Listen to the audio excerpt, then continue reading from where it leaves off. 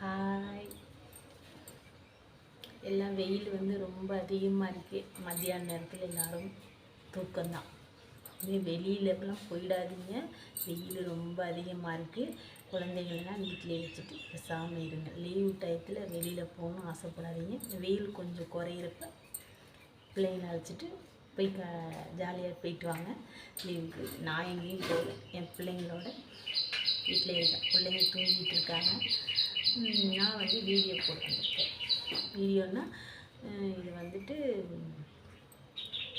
மாற்றுத்திறனாளி அவங்களுக்காக ஒரு வீடியோ போடலான்ட்டு இன்றைக்கி ரொம்ப நாளாக நானும் எடுத்துட்டு இதை சரியாக அமைய மாட்டேன்ட்டு இன்றைக்கி தான் அமைஞ்சிருக்கு. அதனால் இதை பற்றி இன்றைக்கி சொல்லுவோம்.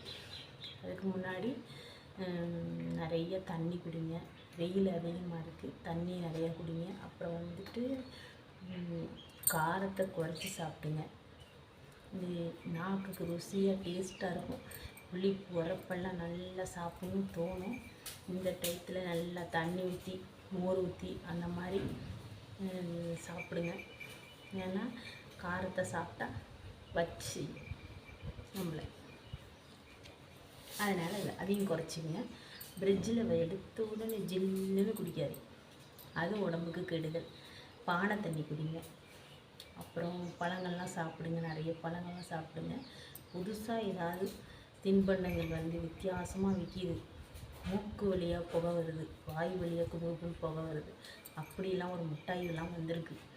அது மாதிரி வந்தால் குழந்தைங்களுக்கு வாங்கி கொடுக்காதீங்க. தயவுசெய்து வாங்கி கொடுக்காதீங்க. வாங்கி திங்கிறவங்களையும் திங்க வேணாம்னு சொல்லுங்க. இந்த மிட்டாய் தின்னா ஆபத்து அப்படின்னு. அதுக்கப்புறம் சரி, நம்ம விஷயத்துக்கு வந்துடுவோம். வீடியோ இதை பற்றி சொல்ல போகிறேன். இந்த புக்கு சில பேருக்கு அமையவே அமையாது, வாங்கவும் முடியாது. மாற்றுத்திறனாளியாக இருப்பாங்க. இது எப்படி வாங்குறதுன்னு தெரியாமல் வீட்டிலே இருப்பாங்க. அவங்களுக்காக இது நான் எப்படி வாங்கினேன்னா, ஜிஹெச்சில் தான் முகாம் நடத்தினாங்க. அங்கே போய் வாங்கினேன். எனக்கு எப்படி கிடச்சிருச்சு. இதுக்கு கஷ்டப்பட்டு வாங்கியிருக்கிறேன். அவ்வளோ கஷ்டப்பட்டு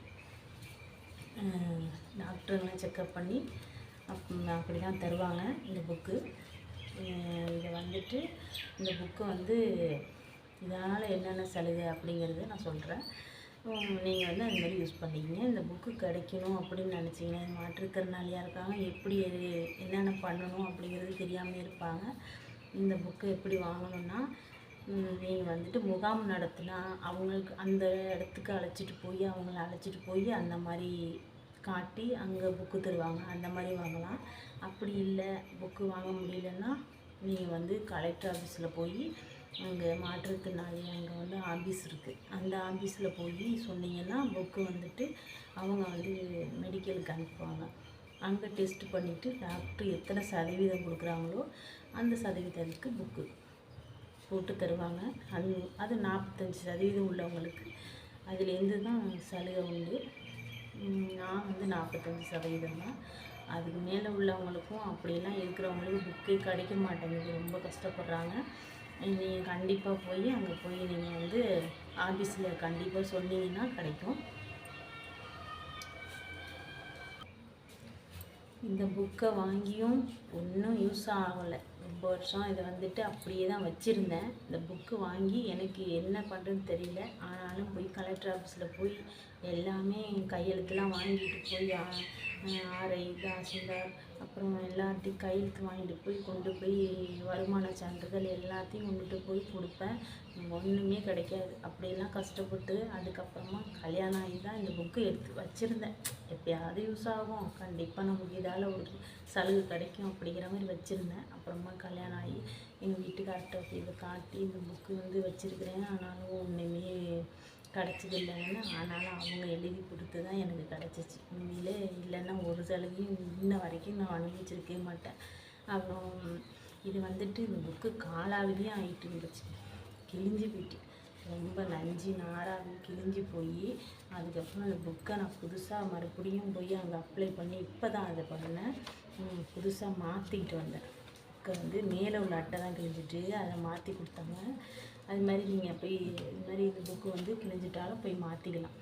இது சலுகை கிடைக்குன்னு நான் நினச்சிங்கன்னா இந்த புக்கு இல்லைன்னா ஃபஸ்ட்டு அங்கே போய் அங்கே மெடிக்கலில் சொல்லி இந்த புக்கு தந்துடுவாங்க. அப்படி இந்த புக்கு கிடச்சிச்சின்னா இது மூலியமாக என்னென்னா தையல் கற்றுக்கிட்டிங்கன்னா தையல் சர்டிஃபிகேட் வச்சுருந்தீங்கன்னா இந்த மாதிரி தையல் சர்டிஃபிகேட் வச்சுருந்தீங்கன்னா தையல் மிஷின் தருவாங்க.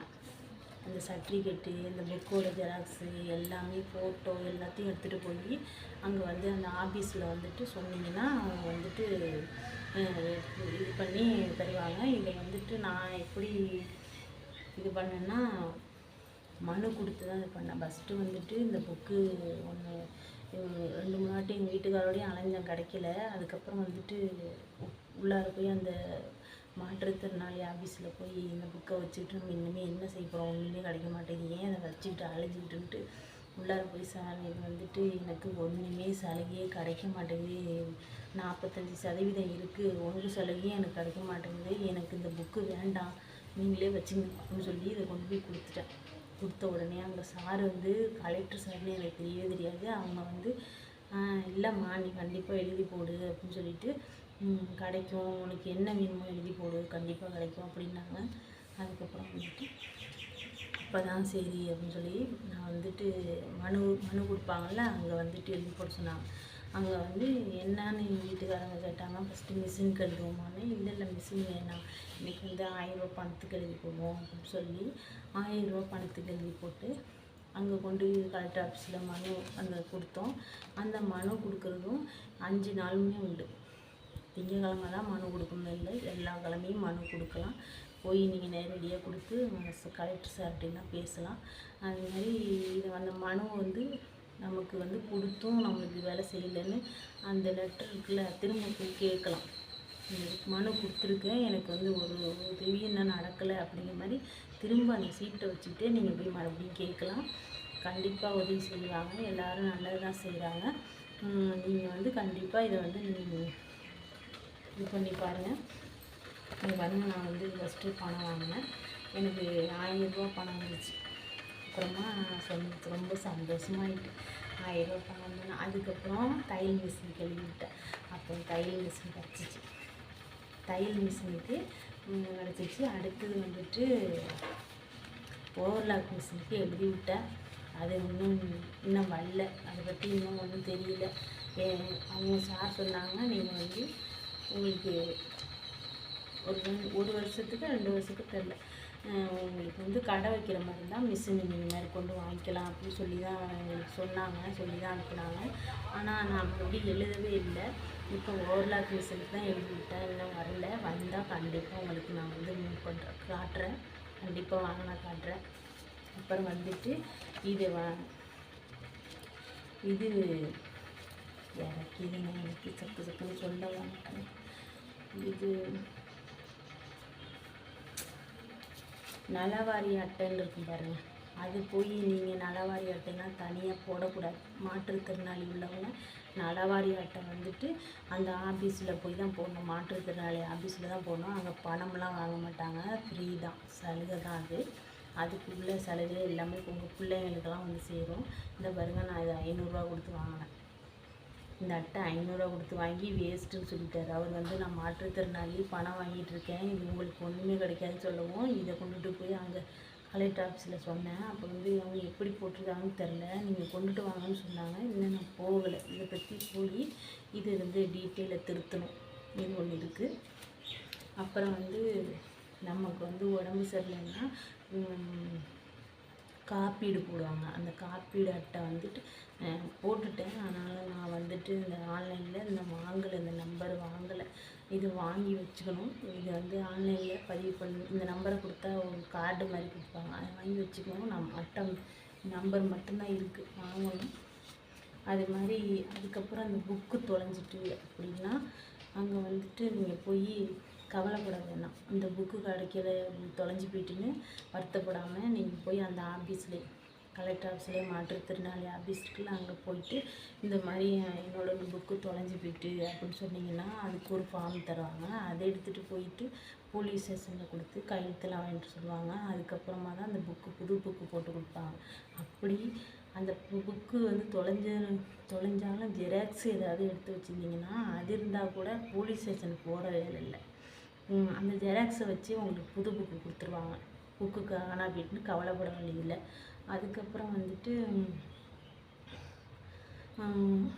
45% வரைக்கும் 1500 பணம் சலுகை உண்டு. அது வந்துட்டு சில பேர் கலெக்டர் ஆஃபீஸில் போய் பதிவு பண்ணால் 2000 கிடைக்கும் அப்படிலாம் நினச்சிக்கிட்டு குழப்பமாக இருக்கிறாங்க. அப்படிலாம் கிடையாது. 45%க்கு பணம் 1500 தான். அப்படி உங்களுக்கு பணம் பண்ணாங்கன்னா நீங்கள் வந்து தாலுக்கா ஆஃபீஸில் தான் நமக்கு வந்து வரும் 1500. ரொம்ப முடியாதவங்களுக்கு தான் 2000 அந்த மாதிரி தர்றாங்க. அதுக்காக தேவையில்லாமல் அலையாதீங்க. அப்புறம் இதை நீங்கள் எடுத்துகிட்டு போகும்போது ஃபோட்டோ, ஆதார் கார்டு, ஓட்டைடி என்னென்ன வேணுமோ அனைத்தையும் எடுத்துகிட்டு போகணும். தையலுக்கு வந்து கொடுத்தா அந்த மாதிரி லெட்ரு போட்டு கூப்பிடுவாங்க. அதுக்கு அனைத்தும் தையலுக்கு தேவையான பொருள்கள்லாம் எடுத்துகிட்டு போயிட்டு ஃபோட்டோ கிட்ட எல்லாமே எடுத்துகிட்டு போய் அங்கே கலந்துக்கிட்டு அந்த தையல் ஒரு சின்ன கர்ச்சீப் தான் தைக்க சொல்லுவாங்க. தைச்சோன்னா அப்புறமா கொஞ்ச நாள் கழித்து மிஷின் கொடுத்துருவாங்க. இன்டர்வியூ வைப்பாங்க. அதில் பாஸ் ஆனோன்னா கொடுத்துருவாங்க. அவ்வளோதான். இதுக்கு மேலே எனக்கு ஒன்றும் இதில் விஷயம் இல்லை. அவ்வளோதான் நான் வாங்கியிருக்கிறேன். அப்புறமா வந்துட்டு பேங்கு லோனு அந்த மாதிரி வாங்கணுன்னா அதுக்கு பேங்குக்காரங்க அவங்க வந்துட்டு கையெழுத்து போட்டால் தான் பேங்கு நம்ம வந்து லோனெல்லாம் தருவாங்க. இன்ன வரைக்கும் அது நடக்கலை எனக்கு. நானும் அலைஞ்சு பார்த்தேன். எனக்கு ஒன்றும் அதனால அது செட் ஆகலை. அது விட்டுட்டேன். நமக்கெல்லாம் வந்து கையெழுத்து போடுவாங்களா? நம்ம அங்கே லோனில் பேங்கில் அக்கௌண்ட் இருக்குது, பணம்லாம் போட்டுட்ருக்கோம். ஆனாலும் அவங்க வந்து இறக்கம் காட்ட மாட்டுறாங்க. அலைஞ்சு திரிஞ்சு வெறுத்துப்பிட்டு அவங்க இந்த மாதிரி ஆளுங்களுக்கு ஒரு இறக்கப்பட்டு செஞ்சால் தான் நம்மளும் வந்து ஏதாவது முன்னேறி பண்ணி வரலாம். அவங்க வந்து அவங்க மனசுலேயும் கொஞ்சம் கடவுள் வந்து இறக்கம் காட்டணும். அப்புறம் வந்து இதிலே குழுவெல்லாம் இருக்குது. குழுவெல்லாம் வந்து மாற்றுத்திறனாளி குழுவெல்லாம் இருக்குது. அதில் வந்து சேர்ந்து எவ்வளோ பேருக்கு பரிசெல்லாம் கொடுத்துருக்காங்க. நான் பார்த்துருக்கேன். ஆனால் அந்த மாதிரி குழுவெல்லாம் என்னால் சேர்க்க முடியல. 1-2 பேர் தான் எங்கள் ஊரில் இருக்கிறாங்க. அது வந்துட்டு கவர்மெண்ட் குழும்பாங்க. அதில் பாதிக்கு பாதி தான் கட்டணும். அந்த மாதிரி மாற்றுத்திறனாளியாக இருந்தீங்கன்னா அப்படியே சேர்ந்து அதில் நீங்கள் வந்து அந்த குழு மூலிமா பலன் அடைஞ்சிக்கலாம். அதிலலாம் அவ்வளோ சலுகை இருக்குது, நன்மை இருக்குது, இவ்வளோ இது இருக்குது இதனால் இந்த கண்டிப்பாக அந்த புக்கு நீங்கள் வந்து ஏற்பாடு பண்ணுங்கள். இல்லாதவங்க அலட்சியமாக ஒன்றும் தெரியாமல் வீட்லேயே உட்காந்துக்காமல் கொஞ்சம் அலைஞ்சு திரிஞ்சு பார்த்தா தான் நல்லது. வீட்லேயே உட்காந்துனா ஒன்றும் நடக்காது. ஓகே, எனக்கு தெரிஞ்ச விஷயத்த சொல்லியாச்சு. இன்னுமே தெரிஞ்ச விஷயத்த ஏதாவது தெரிஞ்சால் மறுபடியும் சொல்கிறேன். கண்டிப்பாக மிஷின் வாங்கினா மறுபடியும் வீடியோ போடுறேன். இங்கே பாருங்கள், இதான் என்னோடய மாற்றுத்திறனாளி புக்கு. அப்போ நான் சின்ன பிள்ளையாக இருந்தது. ரொம்ப முடியாது. எனக்கு வந்துட்டு மெதுவாக தான் சாப்பிடுவேன். கையெல்லாம் இந்த தூக்க முடியாது, ஒன்றும் செய்ய முடியாது, தலை கூட பின்ன முடியாது. ஒரு அளவு தான் பின்னுவேன். ஏதாவது ஸ்டாண்டு மாதிரி வச்சுட்டு இப்படி லைட்டாக பின்னிடுவேன். அவ்வளோதான். ஸ்டைலெல்லாம் பண்ண மாட்டேன். இப்படி தான் நான் இருப்பேன். அப்புறம் வந்துட்டு இனிமேல் வேறு வீடியோ பார்ப்போம். லைக் பண்ணுங்கள், ஷேர் பண்ணுங்கள். என் வீடியோ பிடிச்சிருந்தா கமெண்ட் பண்ணுங்கள், லைக் பண்ணுங்கள், ஷேர் பண்ணுங்கள், சப்ஸ்கிரைப் பண்ணுங்கள். ஓகே, பாய், டாட்டா.